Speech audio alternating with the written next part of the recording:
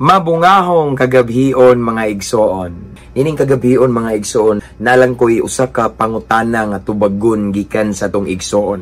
Ang pangutana igsoon mao ni siya. So ako lang ibutang sa screen, inyong mabasa, inyong makita mao na igsoon. Ingon siya, Brad, ngano daghan mga alagad sa Dios nahagba man sa dagkong sala nga kahibaw naman unta sila sa kamatuoran. Salamat sa reply.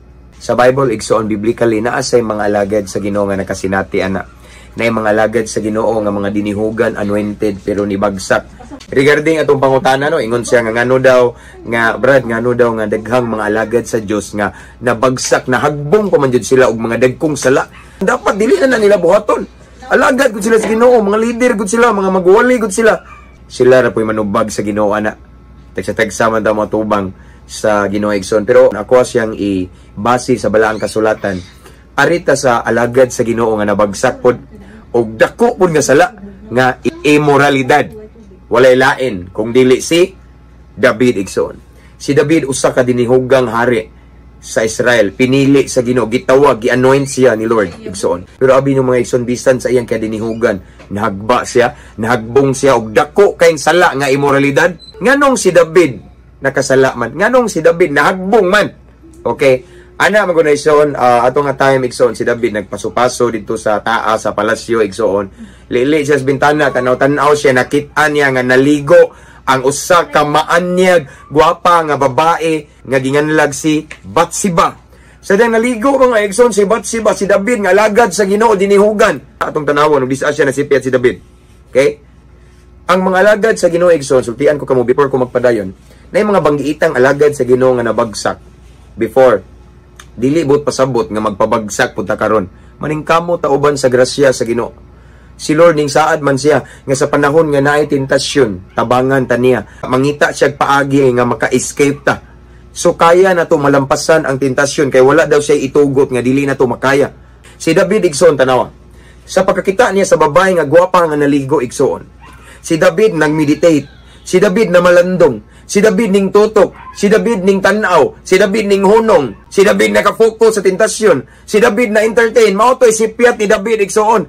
Alagad siya sa Dios igsoon, no? Yes, nabagsak si David, pero kung atong tanawon pamalandungan ang sitwasyon ni David, usa sa hinungdan sa iyang pagkabagsak, nakasala siya og dakong sala nga immoralidad. Kay si David igsoon nagkumpiyansa. Actually mao ni siya. Choice ni David nga mututok sa babae nga naghubo nga naligo, og choice ni David nga mupiyong unta og mudagan. Pero mas gipili niya nga mo-dwell sa temptation, mo-tanaw, mo-tutok igsoon.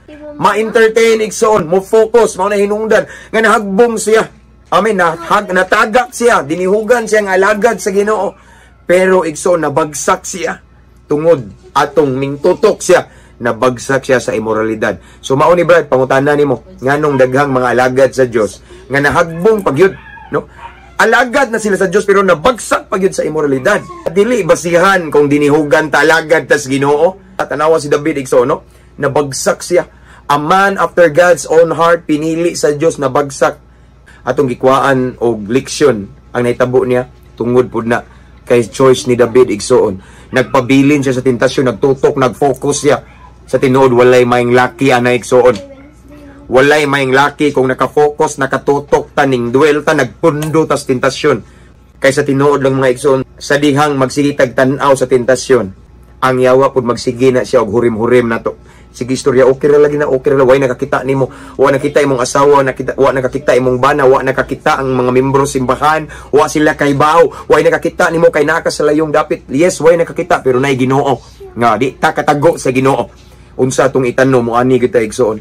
Ang consequence way pili-pili ni alagad bata sa Ginoo og mga leader ta wala, once natay gitanom, natay anihon.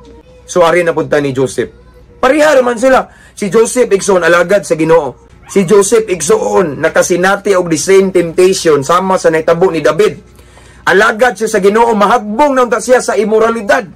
Apan sa dihang gihagad siya og pakighilawas. Ang gihimo ni Joseph mingdagan, di siya parehang David nga nagpundo. Mingdagan siya palayo sa tentasyon. So ang pangutana nimo Brad, ang anong daghan mga alagad sa Dios nga mga banggiita na, no? Nahagbong pa man jud sa dagkong sala siguro. Sa dihang naay tentasyon, nagpundo sila.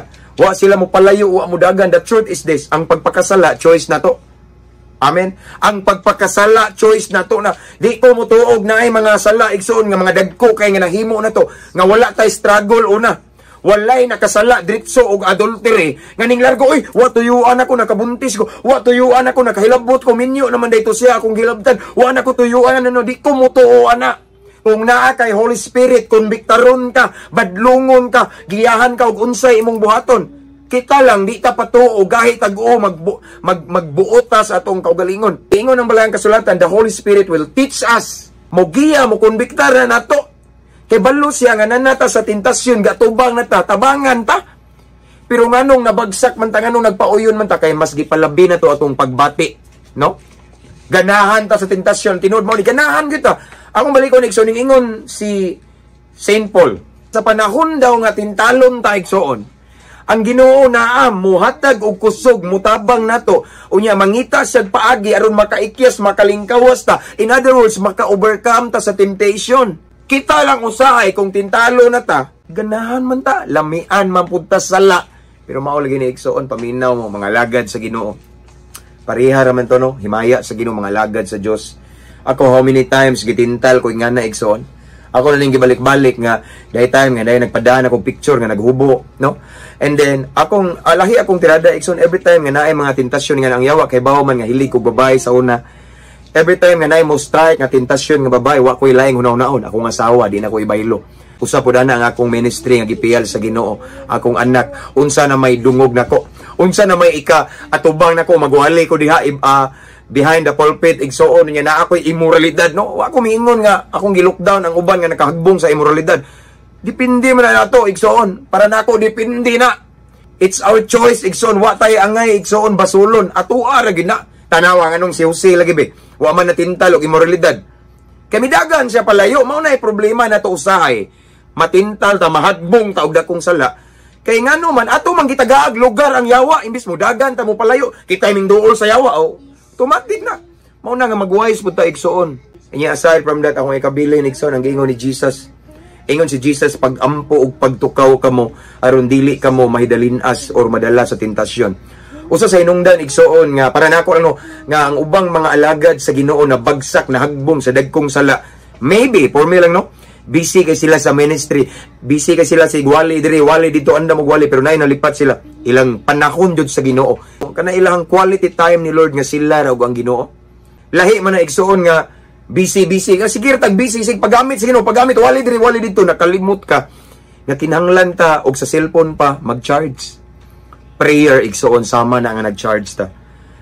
Kung mukang ata igsoon sa pag-ampo igsoon, kung kuwang na ta og quality time in prayer, dakog posibilidad matintal ta mahagbong ta sa dagkong sala bisag kabalo na tas kamatuoran. Amen. So mao na igsoon nga di kumbinsaan bisag kinsa pa ta nga mga dinihugang alagad sa Ginoo pwede ta ibagsak sa yawa igsoon. Pwede ta mahagbong igsoon sa mga dagko kayong sala, immoralidad, kwarta, unsa pa yun, any sin nga makaulaw kayo isip mga alagad ta sa Ginoo. Pwede ta mahagbong anak kung magkumpiyansa ta. Mas maayo parehas ang Jose. Kabantay ta nga delikado ta nang dapita dagan na lang ayaw pagpaymayng laki nga dinihugan kano dagan way kumpiyansa di na to tagag higayon ang yawa. Amen. Kay ang yawa iya jud nang buhaton iyang pagkayawa igsoon manintal kinagmaayo.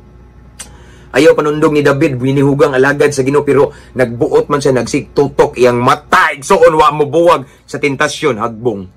Mao nay akong nakatunan sad sa kang David nga nahitabo. Ming tutok siya ning duel na entertain sa temptation. Pareha man sila og tentasyon ni Jose, pero si Jose mas gipili nga mo palayo mo dagan mao hinungdan sa iyang kadaugan. So mao ni akong ikatubag nimo Brad sa imong pangutana nganong naapamangyoy mga alagad sa Ginoo nga kabalo na sa kamatuoran, graduate na og mga banggiitang seminaryo pero nahagbong pamangyod og dagkong sala labi na kanang immoralidad. Siguro mura sila si David nagkumpiyansa ning tutok unsa ilang kaluyahon didto sila. Naigi-offer ang yawa nga tentasyon didto sila. Mao na nga nada sila natintal igsoon. Pero si Jose igsoon pareha naman dato sila rang duha sa asawa ni Potifar pero mas gipili ni Jose nga mudagan mo palayo ug mahinungdan nga nakabaton siya og kadaugan. Ang lesson igsoon sa istorya nila is bisag unsa ta ka anointed nga gigamit sa Ginoo. Anytime pwede ta ma-fall sa dagko kayong sala kung magkumpiyansa ta. Kinahanglan mainampuon ta kanunay Sama sa giingon ni Jesus nga watch and pray so that you will not fall into temptation.